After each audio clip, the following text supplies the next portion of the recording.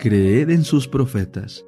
Domingo 26 de marzo 2023. Job 1. Integridad y prosperidad de Job.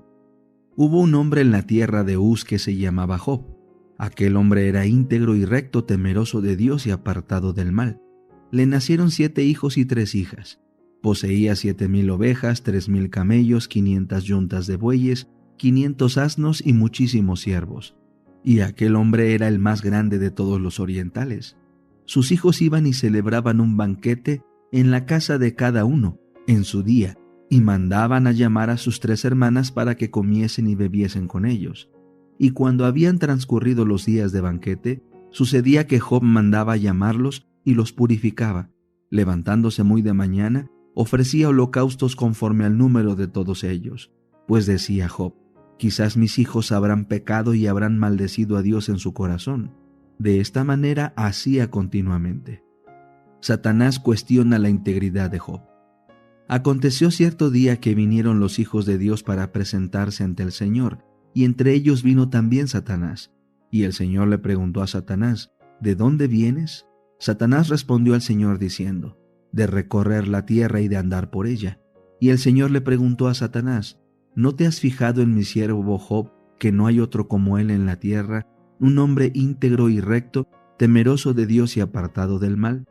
Y Satanás respondió al Señor diciendo: ¿acaso teme Job a Dios de balde? ¿Acaso no le has protegido a él, a su familia y a todo lo que tiene? El trabajo de sus manos has bendecido, y sus posesiones se han aumentado en la tierra. Pero extiende por favor tu mano y toca todo lo que tiene, y verás si no te maldice en tu misma cara. Y el Señor le respondió a Satanás: he aquí todo lo que él tiene está en tu poder, solamente no extiendas tu mano contra él. Entonces Satanás salió de la presencia del Señor. Satanás arruina la casa de Job. Aconteció cierto día, cuando sus hijos y sus hijas estaban comiendo y bebiendo vino en la casa de su hermano, el primogénito, que un mensajero llegó a Job y le dijo: estando los bueyes arando y las asnas paciendo cerca de ellos, cayeron de sorpresa los sabeos y se los llevaron.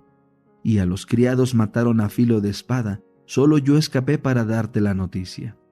Todavía estaba hablando cuando llegó otro y le dijo: cayó del cielo fuego de Dios y quemó las ovejas y consumió a los criados. Solo yo escapé para darte la noticia. Todavía estaba hablando cuando llegó otro y le dijo: los caldeos formaron 3 escuadrones, arremetieron contra los camellos y se los llevaron. Mataron a los criados a filo de espada. Solo yo escapé para darte la noticia. Todavía estaba hablando cuando llegó otro y le dijo: tus hijos y tus hijas estaban comiendo y bebiendo vino en la casa de su hermano, el primogénito. Y he aquí que vino un fuerte viento del otro lado del desierto y golpeó las 4 esquinas de la casa, la cual cayó sobre los jóvenes y murieron. Solo yo escapé para darte la noticia. Entonces Job se levantó, rasgó su manto y se rapó la cabeza, se postró a tierra y adoró, y dijo: desnudo salí del vientre de mi madre, y desnudo volveré allá. El Señor dio y el Señor quitó, sea bendito el nombre del Señor. En todo esto Job no pecó ni atribuyó a Dios despropósito alguno. El conflicto de los siglos. Capítulo 4. Fieles portan torchas. Aunque sumida la tierra en tinieblas durante el largo periodo de la supremacía papal, la luz de la verdad no pudo apagarse por completo. En todas las edades hubo testigos de Dios, hombres que conservaron su fe en Cristo como único mediador entre Dios y los hombres, que reconocían la Biblia como única regla de su vida y santificaban el verdadero día de reposo. Nunca sabrá la posteridad cuánto debe el mundo a esos hombres. Se les marcaba como herejes. Los móviles que los inspiraban eran impugnados, su carácter difamado y sus escritos prohibidos, adulterados o mutilados. Sin embargo, permanecieron firmes y de siglo en siglo conservaron pura su fe como herencia sagrada para las generaciones futuras.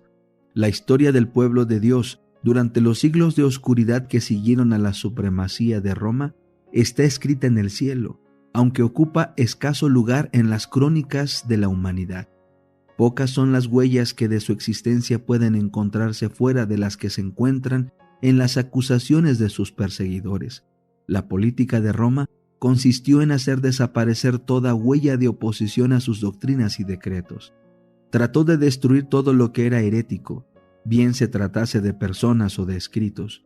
Las simples expresiones de duda u objeciones acerca de la autoridad de los dogmas papales bastaba para quitarle la vida al rico o al pobre, al poderoso o al humilde. Igualmente se esforzó Roma en destruir todo lo que denunciase su crueldad contra los disidentes. Los concilios papales decretaron que los libros o escritos que hablasen sobre el particular fuesen quemados.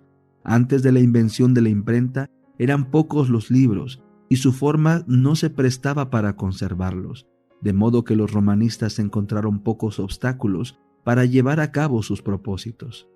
Ninguna iglesia que estuviese dentro de los límites de la jurisdicción romana gozó mucho tiempo en paz de su libertad de conciencia. No bien se hubo hecho dueño del poder el papado, extendió los brazos para aplastar a todo el que rehusara reconocer su gobierno, y una tras otra las iglesias se sometieron a su dominio. En Gran Bretaña el cristianismo primitivo había echado raíces desde muy temprano. El evangelio recibido por los habitantes de este país en los primeros siglos no se había corrompido con la apostasía de Roma. La persecución de los emperadores paganos que se extendió aún hasta aquellas remotas playas fue el único don que las primeras iglesias de Gran Bretaña recibieron de Roma.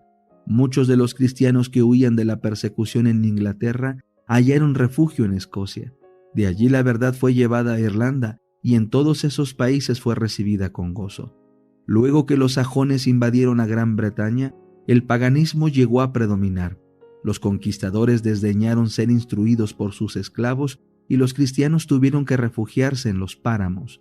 No obstante, la luz, escondida por algún tiempo, siguió ardiendo. Un siglo más tarde brilló en Escocia con tal intensidad que se extendió a muy lejanas tierras. De Irlanda salieron el piadoso Colombano y sus colaboradores, los que reuniendo en su derredor a los creyentes esparcidos en la solitaria isla de Lona, establecieron allí el centro de sus trabajos misioneros. Entre estos evangelistas había uno que observaba el sábado bíblico, y así se introdujo esta verdad entre la gente. Se fundó en Lona una escuela de la que fueron enviados misioneros no solo a Escocia e Inglaterra, sino a Alemania, Suiza y aún a Italia. Roma, empero, había puesto los ojos en Gran Bretaña y resuelto someterla a su supremacía. En el siglo VI, sus misioneros emprendieron la conversión de los sajones paganos. Recibieron favorable acogida por parte de los altivos bárbaros, a quienes indujeron por miles a profesar la fe romana. A medida que progresaba la obra, los jefes papales y sus secuaces tuvieron encuentros con los cristianos primitivos. Se vio entonces un contraste muy notable.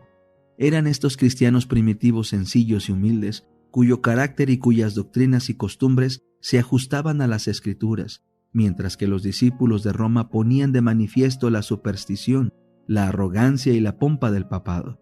El emisario de Roma exigió de estas iglesias cristianas que reconociesen la supremacía del soberano pontífice. Los habitantes de Gran Bretaña respondieron humildemente que ellos deseaban amar a todo el mundo, pero que el Papa no tenía derecho de supremacía en la iglesia y que ellos no podían rendirle más que la sumisión que era debida a cualquier discípulo de Cristo. Varias tentativas se hicieron para conseguir que se sometiesen a Roma, pero estos humildes cristianos, espantados del orgullo que ostentaban los emisarios papales, respondieron con firmeza que ellos no reconocían a otro jefe que a Cristo. Entonces se reveló el verdadero espíritu del papado. El enviado católico romano les dijo: si no recibís a los hermanos que os traen paz, recibiréis a los enemigos que os traerán guerra. Si no os unís con nosotros para mostrar a los sajones el camino de vida, recibiréis de ellos el golpe de muerte. No fueron vanas estas amenazas. La guerra, la intriga y el engaño se emplearon contra estos testigos que sostenían una fe bíblica, hasta que las iglesias de la primitiva Inglaterra fueron destruidas u obligadas a someterse a la autoridad del Papa.